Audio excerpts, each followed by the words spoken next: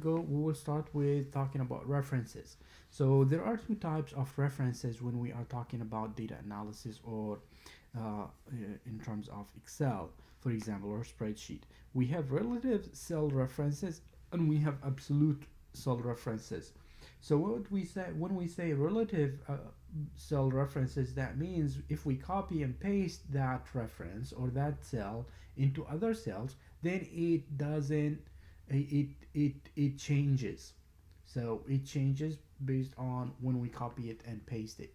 On the other hand, if we have an absolute reference, whether it is column absolute or row absolute, then it doesn't change. This absolute row or absolute column doesn't change if we copy and paste that reference to other cells.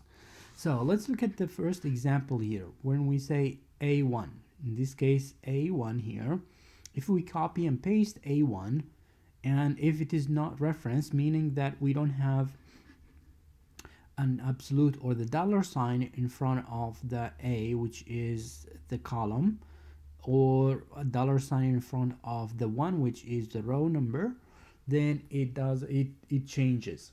On the other hand, if we have a dollar sign in front of the column, then we are kind of freezing the column, meaning that if we copy and paste that reference to other cells, the column will not change. It will stay constant. And the same thing for here where it's a dollar sign one, then we are basically making the row absolute. That means if we move that reference into other cells, the row will not move. It will be constant. So and then if we put both of them into absolute, the rows and the columns, then if we move that cell, whether it is to the right or to the bottom, then it will not move either to so the row will be absolute or constant, and also the row and the column will be constant. So let's put this into an example.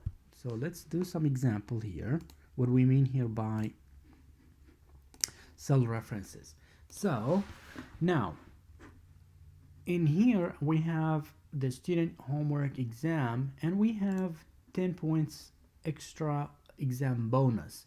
So if I want to include that, and let's say that I wanted to add the exam plus the bonus, and now they are relative, so I don't have any dollar signs in the row or in the column for this reference. So if I copy and paste this,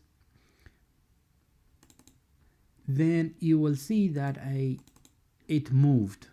So that reference for this number for the exam bonus moved to as I move and copy and paste that reference. So in this case here, it is not efficient. So it's not a good idea to use what we call relative reference. So instead, I need to make this one or this cell here or the reference for this cell absolute in terms of row. That means when I drag it to the bottom, the row will be frozen. So in this case, in order to make the row frozen, I need to put a dollar sign in front of the row code, which is here 1. So row 1. Now what I can do is I can just copy and paste it, and as you can see now the row is not moving.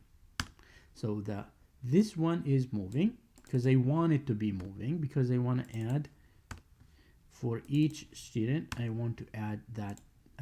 So I want this one, I want the C, those ones to be relative, and I want this one to be absolute in terms of row. That way I can have really nice calculation. So now what about the total? The total, for the total, what I want is I want to add the homework plus the exam plus and bonus. So in this case I will need relative cells or references. So I'll just add this one plus this one, then it gives me the total. So now I am using relative here because it makes sense for me, but here all relative doesn't make sense. So now let's practice with some examples that we have in the book. So in this case, we will go to 2.1. So based on